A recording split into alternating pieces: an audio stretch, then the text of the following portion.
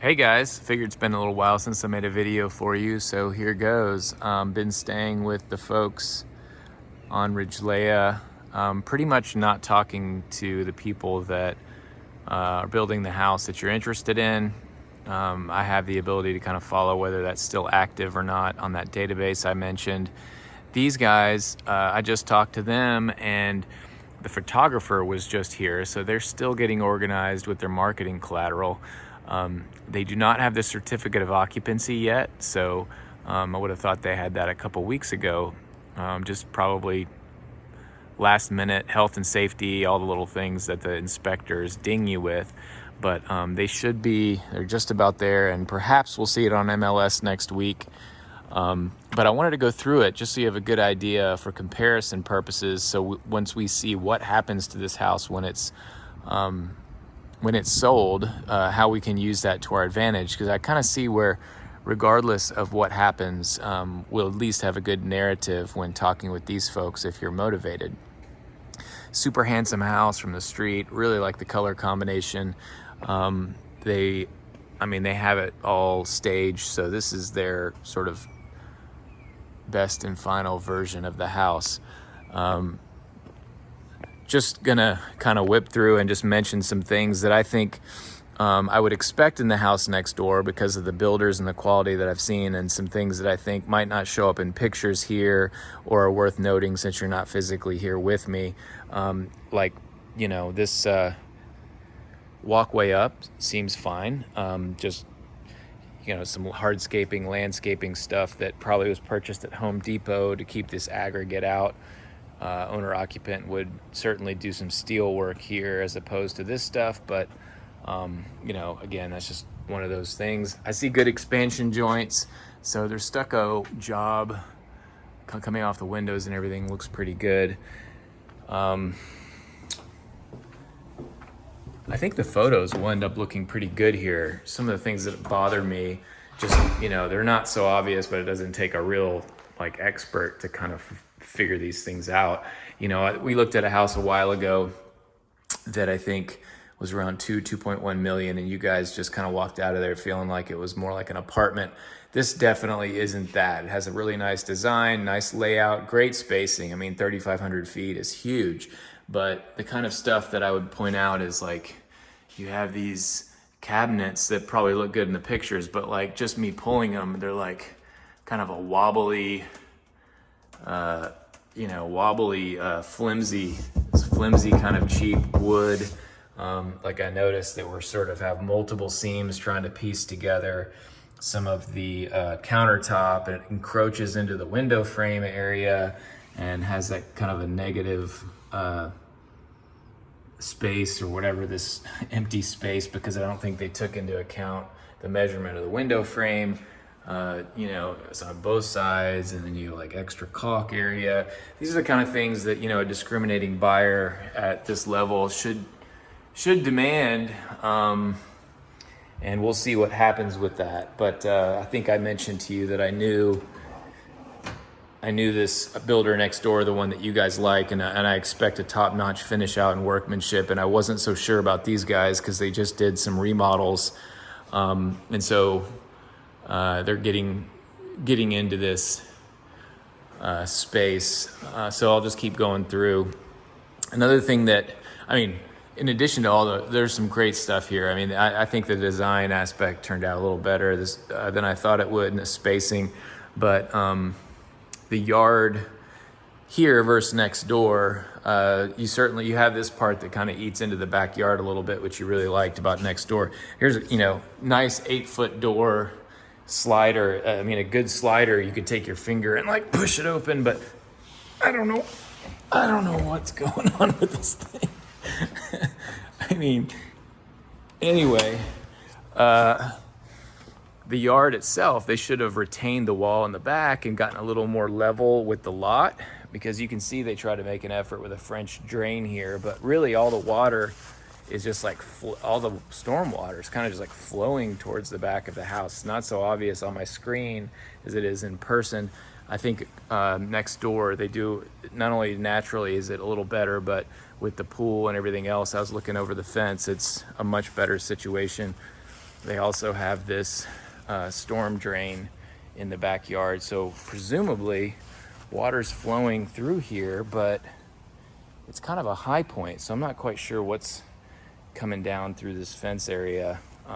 But anyway, again, the house looks really great actually from the outside. The lines, the colors, and everything. They did a standing seam roof.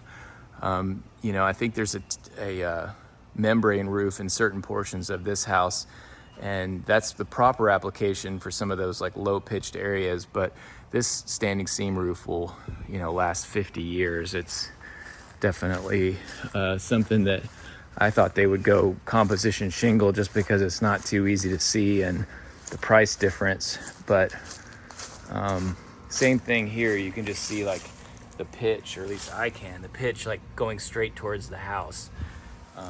Can be foundation problems in the future. Trying to solve that can be a real hassle. I don't know if they're watering right now or if it's from that rain, but it's real soggy back here in this grass.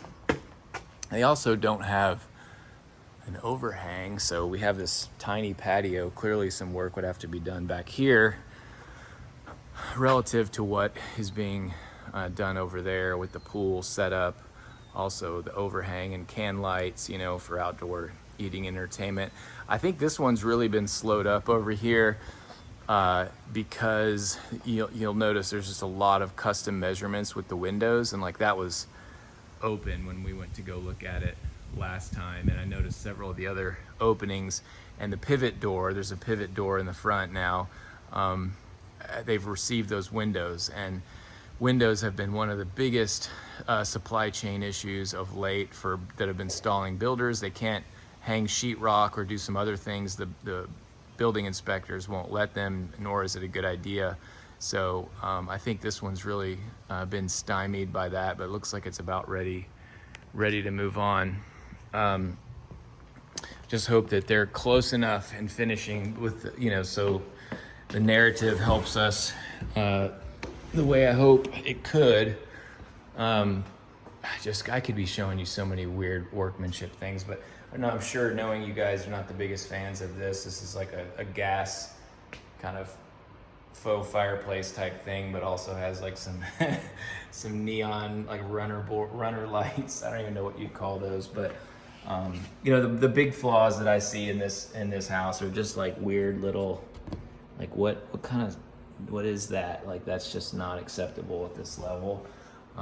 Flooring install looks great. You know, a lot of the installs from third parties, you know, are quality, but I think some of their planning folks and GCs, whether they come with different wrong dimension countertops or whatever, they're kind of lacking there. Nice size master. But again, I feel like they're just missing an opportunity. Like what's going on out here? We have like a window to the backyard. I feel like there should be some sort of another slider access with living connecting here, and maybe some kind of a trellis or something overhead that allows for some connection and flow with the outdoor space. But that's now left to whoever buys the house. It's a master sculptural tub.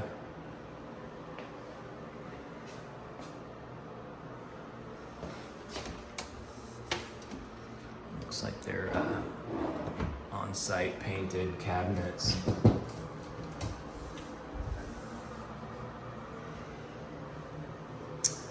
Lots of space in here. I think there's probably just a few misses on finer design points, but not too bad. And then this would be the closet for both him and her, hers and his.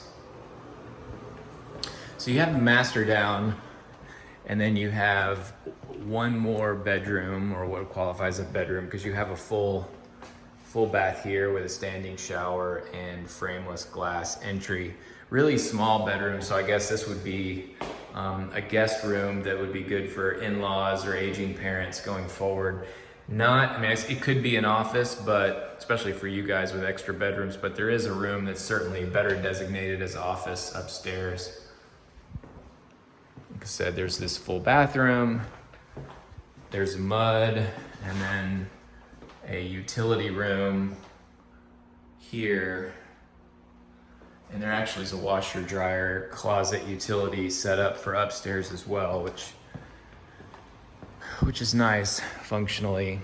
The outside has like this board and batten kind of siding application. Maybe that's trying to play off that underneath the. Here's a good one too. Like you've got these stools here, but there's only about a 4-inch, maybe 5.5 inch overhang on this counter. So you have these stools pushed all the way in, and there's really not it's like too much of an overhang for just a peninsula and not enough for like a bar eating area. Another miss, I think. You can have 12 to 14 inches minimum there. Floating staircase, I think they did a decent job. A lot of times builders have a hard time matching, what is a manufactured look with a stained look. Looks a little more extreme on my phone, but it's believable, or that that it's sort of a seamless transition from that flooring to these floating, what looks like a pressed kind of a glued wood. It's cool. So if I come upstairs, small landing for a house that's 3,500 square feet, but you have it, and this is that key clutch space, I think, that we've been talking about, having that second space for kids to do their media and play separate from what goes on downstairs. Kind of like the house next door, there is a second floor balcony. They did a tile application. They're gonna do like a decking next door. This is the washer dryer that would be for kids upstairs use. There is a full bathroom here, so you could call this a 5-bedroom home and it could function as one. But this is really what it's connected to, and there's like 6 feet right here, so we're definitely in some taken in space. This is probably right at 6 feet. I can feel my head starting to hit this part of the ceiling. So nice little hidden spot for an office, but definitely compromised. But again, you have a full bathroom that, if that was going to be sort of a guest nook back there, it still could be doable. And then you just got 2, what I'd say nicely sized rooms that have a Jack and Jill setup. I'd say that's a bit tiny and low end for for this kind of a setup, but that's pretty fake kind of wood. Looks like somebody just slid in a vanity as opposed to built-in, which so yeah, that's mirrored. And then this shower doesn't have a piece of tempered glass for you to step in from that side, so it would be a shower curtain, which would make this look a lot smaller unless you wrote in for them to pay for that. So it's another kind of missing element. But these have got to go. They look a lot better on my phone, but this is like I mean, I would expect this in like a $200,000 or $300,000 house, fresh cosmetic remodel.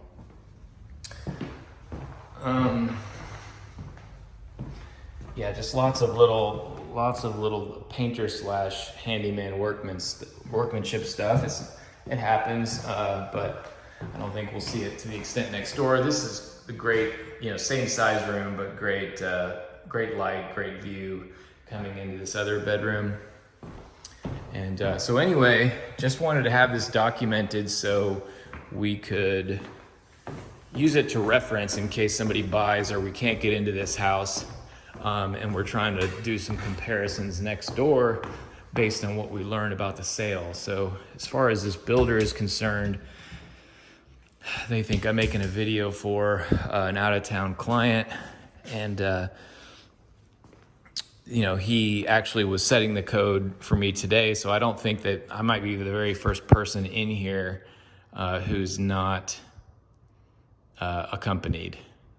So the other thing I was going to say is the balancing of the market continues in the way that I had mentioned. And so it seems to be setting up really well if you guys decide to take a swing at this other house when it's time.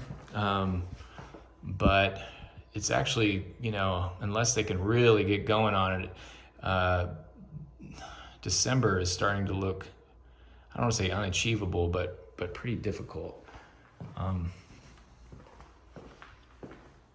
Anyway, all for now. Let's chat whenever. This was not really meant to be an urgent thing, and I almost didn't take the video, but I think I need to get this this documented.